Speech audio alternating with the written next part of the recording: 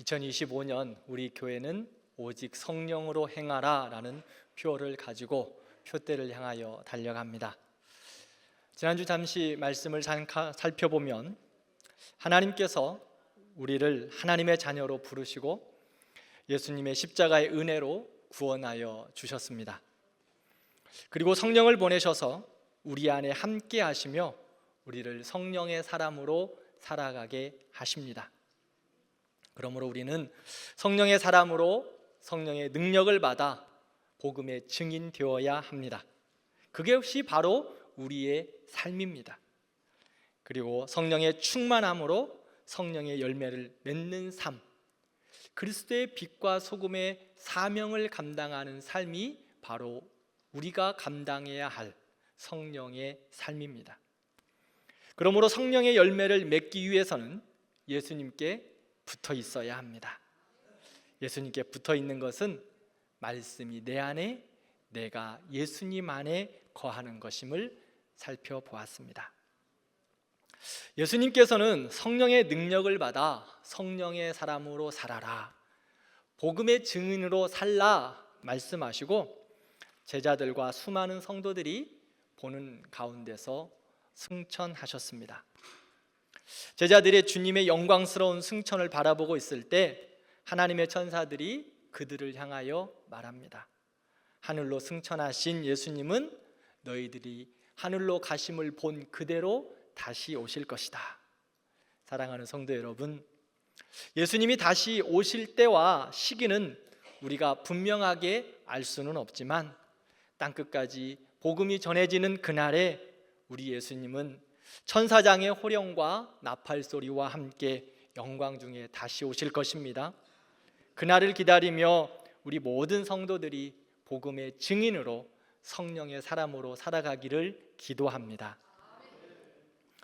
예수님은 영광 중에 승천하셨습니다. 그런데 그 모습을 바라보는 제자들과 성도들은 지금 어떤 상황일까요? 예수님께서 십자가에 죽으시고 3일 만에 부활하셨습니다. 부활하신 주님을 만난 흥분과 기쁨, 그 감사는 이루 말할 수 없었습니다. 그 예수님께서 40여일 동안 제자들과 성도들과 함께 계셨습니다. 그리고 40일 이후 예수님은 제자들과 사람들이 보는 가운데서 승천하셨습니다. 승천하신 예수님을 제자들과 성도들이 바라만 보고 있습니다. 멍하니 바라보고 있을 때 천사들이 와서 주님 다시 오실 것이다 말씀합니다. 그런데 제자들과 성도들은 이제 어떻게 해야 할지 모르는 당혹함, 흥분, 여러 생각이 그들 안에 휩싸여 있었을 것입니다. 그런데 그때 제자들은 어떻게 결정하고 어떻게 행할까요? 성령의 사람으로 살아가는 제자들은 어떻게 행동했을까요?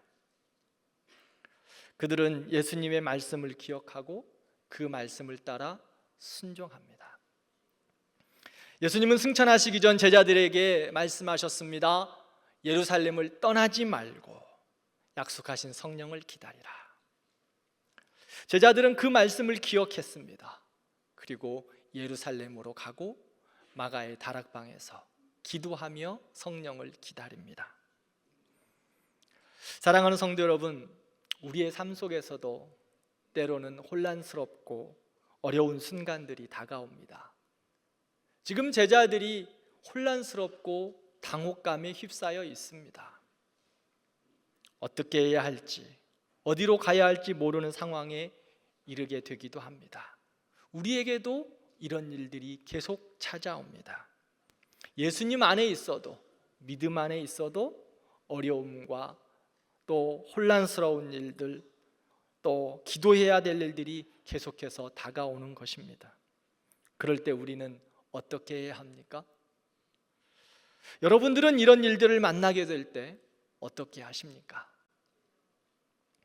우리가 성령의 사람으로 살아갈 수 있는 것은 어려운 일을 만나거나 뜻하지 않는 두려움들이 몰려올 때 정신을 차리고 약속의 말씀을 붙드는 겁니다. 그리고 그 말씀을 따라 순종하는 겁니다. 말씀을 기억하는 겁니다. 목사님, 알고 있습니다. 속으로 외치고 있는 분들이 계시죠? 그런데 신앙생활의 기본과 같은 이 말씀을 사랑하는 성도 여러분, 온전히 순종하고 계십니까? 말씀이 나의 길과 빛이요, 말씀이 나의 삶의 인도라는 것은 우리는 분명히 알고 있습니다. 그런데 그 말씀이 가장 우선되어서 순종하고 계십니까? 부분적인 순종, 선택적인 순종, 그것은 온전한 순종이 아닙니다. 순종이라고 말할 수 없습니다. 내가 생각하고 내가 뜻하는 범위 내에서의 순종, 그것은 순종이 아닙니다. 순종하는 것처럼 보이지만 위기가 오고 시험이 오면 하나님의 말씀은 간곳 없고 나의 생각, 내 방법, 내 주장으로 행동할 때가 많습니다. 하나님도 나에게 맞추라고 합니다. 사랑하는 성도 여러분, 우리에게 시험이 있고 어려움이 있고 위험의 시간이 찾아올수록 내 생각은 버리고 하나님의 말씀을 따라 온전히 순종해야 합니다. 부분적으로 순종하고 선택적으로 순종하는 것이 아니라 온전히 하나님의 말씀 앞에 순종하는 겁니다. 내 본성대로 놔두지 말고, 내 성격대로 행하지 말고, 내 지식과 내 마음대로 말하지 말고 성령의 사람으로 하나님의 말씀 앞에 온전히 순종해야 합니다. 모든 순간과 모든 판단과 결정이 하나님의 말씀 앞에서 온전히 순종하는 성령의 사람들이 되시기를 축원합니다. 그러면 이런 질문을 하실 겁니다. 목사님, 그러면 내가 말씀에 순종하는 성령의 사람으로 살아가고 싶은데 어떻게 해야 할까요? 어떤 성도님께서 오늘부터 내가 말씀에 순종하는 삶을 살 거야, 그렇게 결단을 하고 아침에 일어나자마자 성경을 펼쳤습니다. 그리고 눈을 감고 손가락으로 성경 구절을 한 구절 딱 짚었습니다. 이 말씀을 내가 따라서 오늘도 살아야지. 근데 성경을 딱 펼치니까 마태복음 27장 5절 말씀이 나왔어요. 그가 스스로 물러가 목매어 죽으니라. 깜짝 놀란 그분은 하나님, 다시 한번 하겠습니다. 이건 아니에요 라고 말하며 다시 성경을 딱 갖고 있다가 또 딱 펼쳤습니다. 이번에는 누가복음 10장 37절이 나왔습니다. 가서 너도 이와 같이 하라. 그분은 당황했습니다. 하나님, 다시 한번 할게요. 다시 한번. 그리고 다시 성경을 펼쳤습니다. 이번에는 요한복음 2장 5절입니다. 너희에게 무슨 말씀을 하시든지 그대로 하라. 이 성도님이 하나님의 말씀의 인도를 받고 있는 것일까요? 빌립보서 4장 7절 말씀을 함께 읽겠습니다. 그리하면 모든 지각에 뛰어난 하나님의 평강이 그리스도 예수 안에서 너희 마음과 생각을 지키시리라. 아멘. 너의 마음과 생각을 지키시리라. 하나님께서 우리의 생각과 마음을 지키시고 인도하신다는 말씀이죠. 그런데 우리가 빌립보서의 말씀을 쭉 살펴보았듯이 전제가 무엇이지요? 빌립보서 4장을 보면 하나님의 말씀과 기도로 우리의 마음과 생각을 채우면 그리스도의 평강이 우리를 인도하신다 말씀합니다. 우리는 하나님의 자녀입니다. 그러기에 하나님의 인도함 받기를 싫어하는 사람은 단 한 명도 없을 겁니다. 나는 하나님의 인도가 싫어라고 말하는 분도 안 계시죠? 그렇다면 어떻게 해야 할까요? 하나님의 인도함을 받는 것, 하나님의 말씀으로 우리의 전 인격을 채우는 겁니다. 우리는 지금 365일 영가족 성경 읽기를 시작했습니다. 매일 말씀 읽는데 최소 10분. 잘 하고 계시죠? 기도하는데 최소 10분. 100대 기도의 제목 가지고 매일매일 기도하고 계시죠? 이거는 조금 소리가 작네요.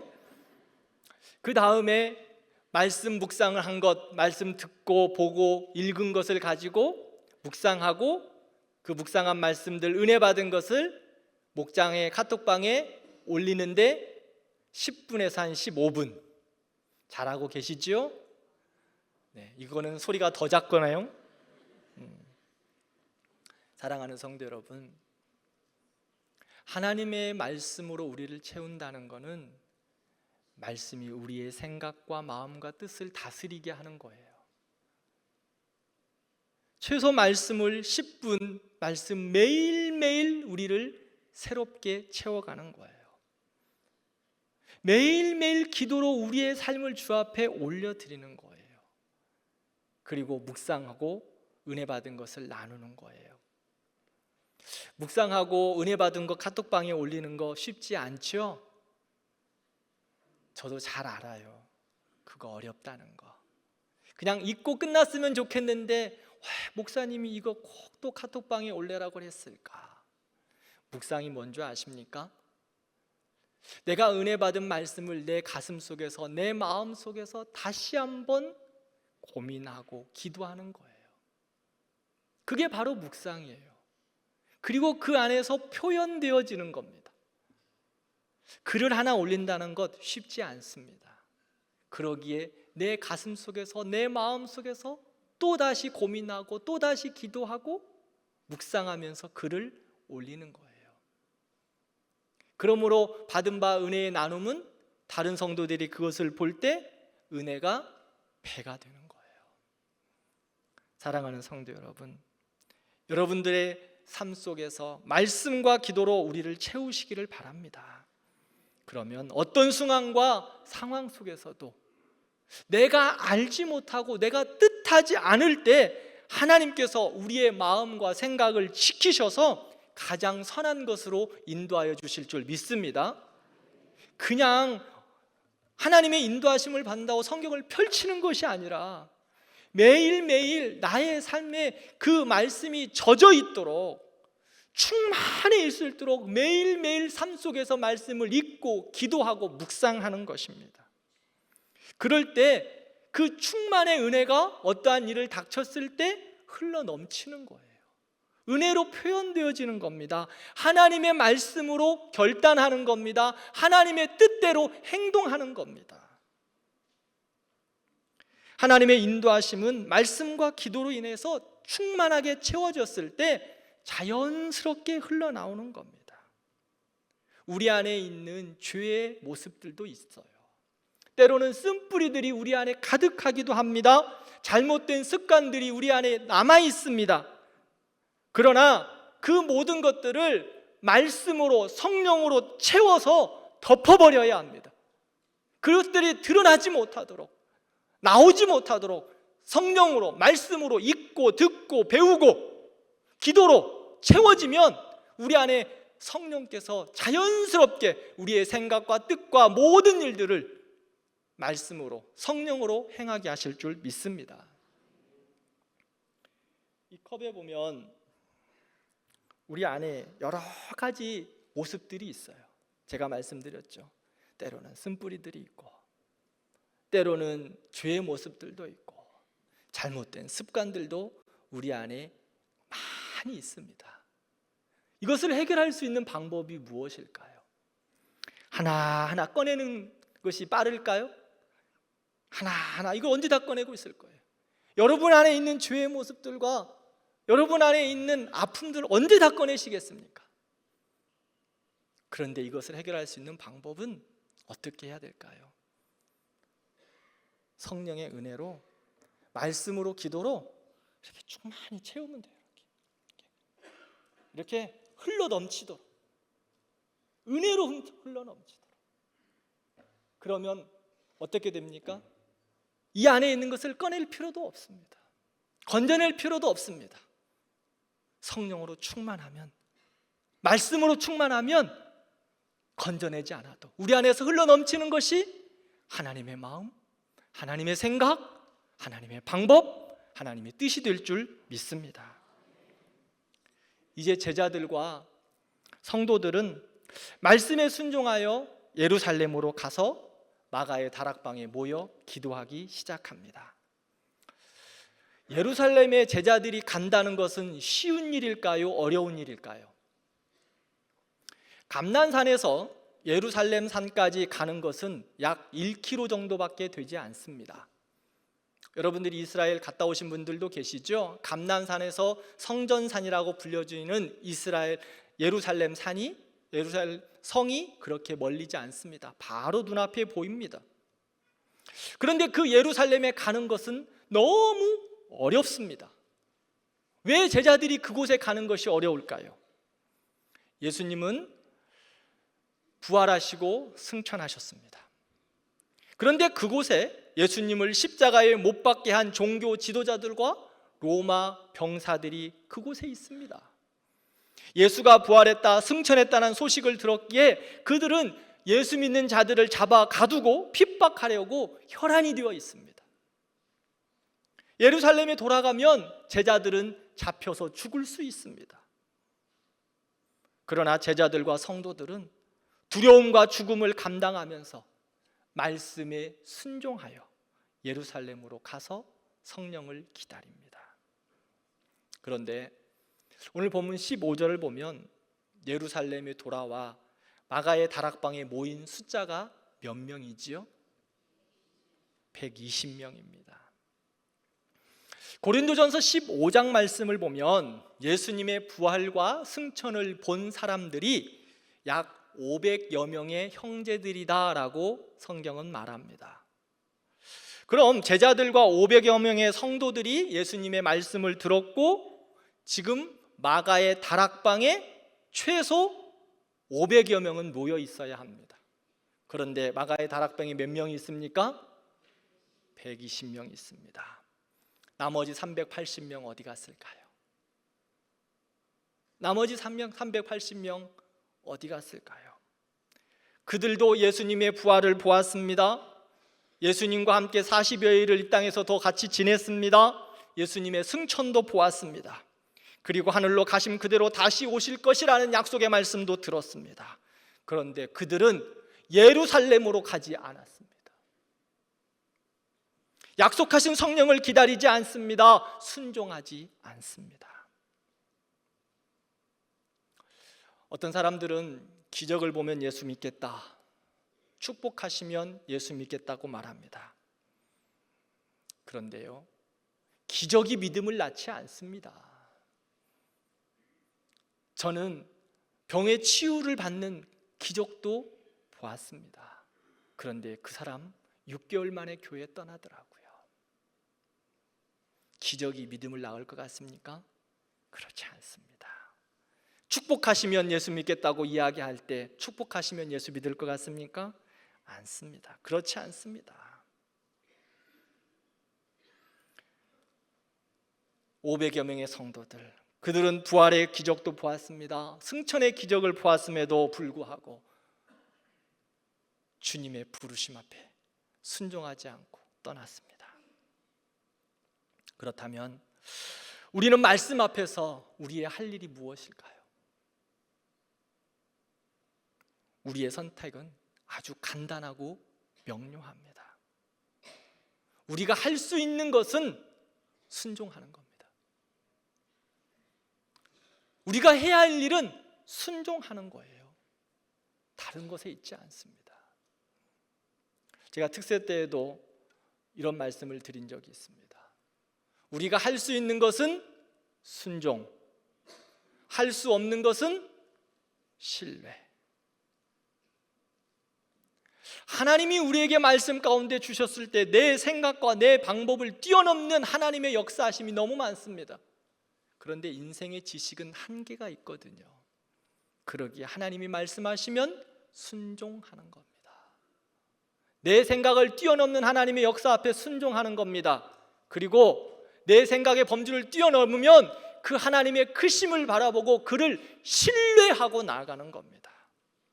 이것이 말씀 앞에서 살아가는 믿음의 삶입니다. 성령의 사람들의 삶입니다. 창세기 12장을 보면 하나님이 아브라함을 부르시고 갈대아 우르를 떠나 가나안으로 가라 말씀하십니다. 아브라함이 하나님의 말씀에 순종하여 가나안으로 갑니다. 그런데 가나안에 도착해 보니까 자기에게 주신다고 하신 땅은 한 평도 없습니다. 더 나아가 그곳에는 기근이 들어 먹을 것도 없습니다. 그래서 아브라함은 생각합니다. 이거는 하나님의 뜻이 아닌가 보구나. 애굽에 내려가면 먹을 것도 넉넉하고 살만하니 그곳에 내려가야 되겠다. 가나안에 먹을 것이 없으니 애굽에 가는 것도 좋은 방법이라고 생각했습니다. 애굽이 좋아 보이고 안정돼 보이고 그곳에 가는 것이 합리적이다 생각합니다. 하나님이 아브라함에게 말씀하신 것은 어디일까요? 가나안입니까? 애굽입니까? 하나님이 말씀하신 그곳은 가나안입니다. 그런데 아브라함은 가나안을 포기하고 자기의 생각으로 말씀을 합리화하고 하나님의 뜻을 자기에게 맞춰서 순종하지 않고 애굽으로 내려갑니다. 어떻게 되었습니까? 하나님의 사람들이 말씀에 순종하지 않을 때는 바로 거짓과 얄팍한 지식이 다스리게 됩니다. 아브라함이 애굽으로 내려가면서 아내 사라에게 뭐라고 말합니까? 애굽에 가면 당신이 아내라고 하면 나를 죽이고 당신을 빼앗을 것 같으니까 누이 동생이라고 하자라고 말합니다. 사라가 참 이뻤던 것 같습니다. 그래서 애굽에 가면 뺏길까 봐 그렇게 거짓을 이야기합니다. 그런데 애굽에 내려갔는데 진짜 이런 일이 생겼어요. 아브라함이 선견지명이 있어서 잘 준비한 것일까요? 하나님의 사람이 하나님의 방법과 지혜와 하나님의 뜻으로 하지 않음에 있어 잘 되는 것은 은혜가 아닙니다. 하나님의 사람이 하나님의 방법대로 하지 않는데 만사 형통합니까? 그것은 복이 아닙니다. 애굽 왕이 사라를 왕궁으로 데려갑니다. 그리고 아브라함에게 재물과 먹을 것을 많이 주었습니다. 아브라함은 아무 말도 못합니다.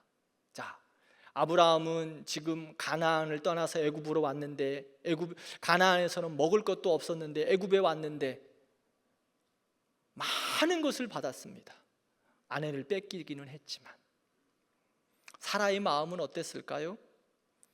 어느 누구도 해결할 수 없는 상황입니다. 그런데 하나님이 그 일에 개입하셔서 해결해 주시고 아브라함은 바로 왕에서 수치를 당하게 됩니다. 사랑하는 성도 여러분, 믿음의 사람이라면 가나안 땅에 이르렀을 때 기근이 있다면 그래도 하나님이 보내신 곳이기에 부르신 그 자리이기에 믿음으로 그곳에서 있어야 합니다. 풍요가 없다 할지라도 하나님이 부르신 자리라면 그 자리에서 믿음으로 버텨내는 것입니다. 내 생각과 이상을 뛰어넘는 하나님의 역사심이 가나안에 분명히 있을 것이기에 하나님이 해결해 주실 거야. 하나님이 역사해 주실 거야. 하나님이 나를 이곳에 부르신 하나님의 뜻이 있을 거야. 그 말씀에 순종하며 기다리고 있어야 합니다. 아브라함이 가나안에서 하나님의 말씀에 순종하고 기다림이 있었다면 하나님께서 하나님의 방법으로 그를 살려주셨을 겁니다. 그런데 가나안을 떠나 애굽으로 내려가서 잘 되는 줄 알았는데 수치와 어려움과 눈물이 그곳에 있게 됩니다. 제자들과 120명 성도들이 잘한 것이 무엇일까요? 두려움이 있고 불편함이 있고 어려움이 많지만 어떻게 해야 할지 전혀 예측할 수 없는 상황이지만 주님께서 명령하신 대로, 주님께서 약속하신 대로 성령이 임할 때까지 예루살렘에 머물러 있습니다. 예루살렘에 있는 것 두려움입니다. 불편함입니다. 마가의 다락방 가보신 분은 알겠지만 120명의 성도들이 그 안에 있는다는 것 쉽지 않습니다. 그러나 부르신 자리이기에, 하나님이 뜻하신 자리이기에 그 말씀 앞에 온전히 순종하는 겁니다. 부분적인 순종도 아닙니다. 내가 원하는 것만 선택해서 순종하는 것도 아닙니다. 그거는 순종이 아닙니다. 하나님의 말씀 앞에 온전히 순종하는 겁니다. 사랑하는 성도 여러분, 우리 대광교회와 우리 모든 성도들이 이런 은혜와 순종이 있기를 진심으로 기도합니다. 현실적으로 불편하고 어려워도 순종해야 합니다. 주님이 있으라 하면 그 자리에 있는 겁니다. 은혜의 장소에 머물러야 합니다. 부르심의 자리에서, 아무도 예배하지 않는 그 부르심의 자리에서 우리는 예배하라고 부르신 하나님의 친백성들입니다. 아무도 찬양하지 않는 그곳이라 할지라도 우리를 하나님이 부르셔서 찬양하게 하셨으면 그곳에서 버텨내면서 하나님을 찬양해야 합니다. 아무도 헌신하지 않는 그곳에서 우리를 헌신하라고 부르셨다면 하나님의 영광과 그의 나라 위하여 헌신의 자리에, 그 자리에 우리가 있어야 합니다. 머무르셔야 합니다. 기도하자고 하면 그 자리에 머물러 기도해야 합니다. 성경 읽자 하면 그 자리에 머물러 성경 읽어야 합니다. 특세를 하면 새벽에 기도의 자리에 나와 기도하셔야 합니다. 은혜를 사모하고 말씀에 순종하셔야 합니다.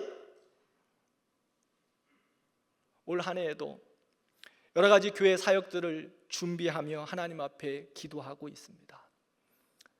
신년 금식 기도회부터 시작해서 성경 읽기, 또한 기도의 제목, 또한 2월 달에 있을 부흥회, 3월 달에 있을 특세, 계속해서 여러 가지 사역들을 준비하면서 기도합니다. 왜 이렇게 사역할까요? 왜 이렇게 사역할까요? 세상이 너무나 어렵고 사단 마귀가 우리를 가만두지 않기 때문에 우리가 하나님의 사람으로 성령의 충만함으로 감당하기 위해서 기도해야 합니다. 말씀 읽어야 합니다. 그래서 할 수만 있으면 교회에서 이 일들을 감당하려고 애를 쓰고 있습니다. 그렇다면 사랑하는 성도 여러분, 저는 우리 교회 성도들이 영적인 그러한 싸움 가운데서, 믿음의 걸음 가운데서 한 명도 나고자 되기를 원하지 않습니다. 한 명도 영혼의 나고자들 없기를 바랍니다. 그렇다면 사랑하는 성도 여러분, 부르신 자리에 나오시기를 바랍니다. 기도의 자리에 나오시기를 바랍니다. 말씀의 자리에 여러분들 그 말씀에 읽고 듣고 묵상하시기 바랍니다. 엎어져도 십자가 앞에 엎어지시기 바랍니다. 세상에 여러 일들이 많죠. 그래도 우리가 엎어지고 넘어지고 쓰러져야 될 것은 세상이 아니라 십자가 앞으로 엎어지시기 바랍니다. 그리스도의 보혈 앞으로 넘어지시기 바랍니다. 그러면 그 다음은 하나님이 우리의 손 잡아 일으켜 주실 줄 믿습니다. 부르신 자리에, 하나님께 여러분들이 세우신 그 자리에서, 헌신의 자리에서 하나님의 영광을 찬양하고 예배하고 성령의 사람으로 성령의 열매를 맺어가는 우리 모든 성도들이 되기를 축원합니다. 이렇게 하나님의 말씀에 순종하는 자들의 특징은 무엇일까요? 마가의 다락방에 모인 사람들은 무엇했습니까? 마음을 같이하여 기도하기를 힘썼다라고 말합니다. 오로지 기도했다라고 말하는데요, 이 오로지라는 말씀은 계속하여 기도했다 말합니다. 6월절 이후 성령이 강림하시는 오순절까지 약 10일 정도 되는데 오로지 계속하여 기도에 힘썼습니다. 사랑하는 성도 여러분, 하나님의 역사, 성령의 역사는 마음을 같이해서 기도하는 것에부터 시작합니다. 이것이 바로 교회의 시작이며 특징이고 성령의 사람들의 모습입니다. 그래서 사도행전은 성령행전이다 말씀합니다. 성령행전은 교회의 역사입니다. 교회의 역사의 시작은 무엇입니까? 기도입니다. 마음을 같이 하는 기도입니다. 그런데요, 사도행전을 계속 살펴보면 마음을 같이 해라 라는 말씀이 계속 반복되고 있어요. 왜 그럴까요? 사단은 분열의 영입니다. 그러기에 마음을 같이하여 기도하는 것, 교회가 마음을 같이하여 한 마음으로 기도하는 것 원하지 않습니다. 성령의 역사함 가운데 교회가 하나 되는 것 사단은 기뻐하지 않아요. 그래서 사단은 분열의 영이기에 계속해서 교회를 분열시키고 어지럽게 합니다. 그러면 우리는 더욱 어떻게 해야 할까요? 더욱 어떻게 해야 할까요? 더욱더 마음을 같이하여 기도하기를 힘써야 합니다. 더욱 마음을 같이해야 합니다. 마음을 같이하고 기도할 때 하나님께서 새 길을 열어주시고 하나님의 뜻을 보여주시고 하나님이 일하게 하여 주실 줄 믿습니다. 그러므로 우리 교회는, 우리의 부서는, 또 우리의 기관은 영적인 순위가 바로 서기를 기도합니다. 사역 잘하기 위해서 기도하는 게 아니라 기도하는 것 자체가 최고의 사역입니다. 회의도 해야 하고 토론도 해야 합니다. 그러나 기도로 준비되지 않으면 그 자리에서는 입을 닫아야 합니다. 하나님의 사람들이 모여 기도에 전념하고 기다렸어요. 왜요? 기도해야 성령이 역사하시기 때문에. 그러므로 기도로 우리 교회가 마음을 같이하고 성령의 역사하심 가운데 2025년도 승리하는 은혜가 있기를 바랍니다. 그저 듣고 보고 했던 500명이 아니라 우리 성도들이 성령의 시대를 열어간 120명의 성도들이 되어서 마음을 같이하고 기도함으로 성령의 역사를 이루어가는 복된 성도들 되기를 축복합니다. 그렇게 기도할 때 하나님이 광야에 길을 내시고 사막에 강을 만들어 주십니다. 이렇게 순종하고 기도하니까 16절을 보면 기도하는 가운데 하나님께서 베드로에게 행할 길을 가르쳐 주세요. 그 120명의 모인 성도들 가운데 하나님이 행할 길을 가르쳐 주신다고요. 무슨 말이냐? 베드로를 통해 나온 이 말은 무슨 말이에요? 누구도 말하고 싶지 않은 일이에요. 가룟 유다의 일을 이야기하고 있습니다. 예수님을 배신한 가룟 유다의 이야기. 마가의 다락방에 모인 사람들은 가룟 유다의 사건을 생각하기도 싫습니다. 그런데 그 문제를 성령께서 기도함으로 지적하게 하십니다. 그리고 유다의 빈자리에 마띠아를 세워 대신하여 일하게 하십니다. 하나님의 방법으로 해결하시고 복음의 역사를 계속 이루어가는 것을 볼 수 있습니다. 사랑하는 성도 여러분, 기도하면 마음이 하나 되게 하십니다. 그리고 하나님이 행할 길을 가르쳐 주십니다. 때로는 공동체의 아픔과 상처도 해결하여 주십니다. 가장 선한 길로 인도하여 주실 줄 믿습니다. 그러므로 우리 교회가 하나님의 말씀에 순종하고 더욱더 기도함으로 성령의 역사를 이루어내는 2025년도 여러분들의 삶과 가정과 우리 교회가 되기를 축복합니다. 말씀을 맺겠습니다. 우리는 성령의 사람입니다. 그러므로 하나님의 말씀에 온전히 순종하는 거룩함이 있기를 기도합니다. 그 안에 능력이 있습니다. 500명의 사람들이 아니라 어려움이 있고 시련이 와도 말씀 앞에 순종하여 은혜의 자리, 복음의 자리, 기도의 자리에 있었던 120명의 그루터기와 같은 성도들이 우리 대광교회 성도들 되기를 축원합니다. 하나님은 그들을 통하여 하나님의 큰 역사를 이루셨습니다. 땅끝까지 이르러 복음을 증거케 하셨습니다. 그 은혜를 통하여 우리가 복음을 받았습니다. 우리 대광교회가 이제 주님의 부르심 앞에 120명의 성도들처럼 성령으로 충만하고 기도하여 하나님의 역사를 이루어내는 귀한 성도들 되기를 축복합니다. 함께 기도하겠습니다.